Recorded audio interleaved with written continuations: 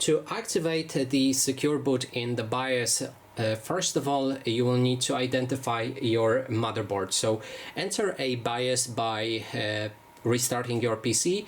When your screen goes black right after you clicked on reset button, keep clicking on delete button or F1 button until you can see a BIOS. For you, your BIOS may look different. Look for your motherboard name.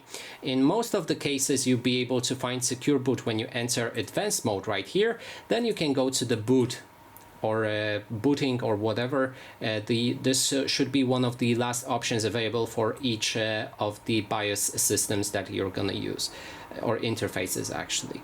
So next step is to find secure boot. For me, it's right here. I can just click on it and go to secure boot and then enable it. And that is basically everything. So if you have any problems, let me down in the comments of this video. I will try to guide you for your own motherboard if you cannot find it. So that is basically everything. Thanks so much for watching.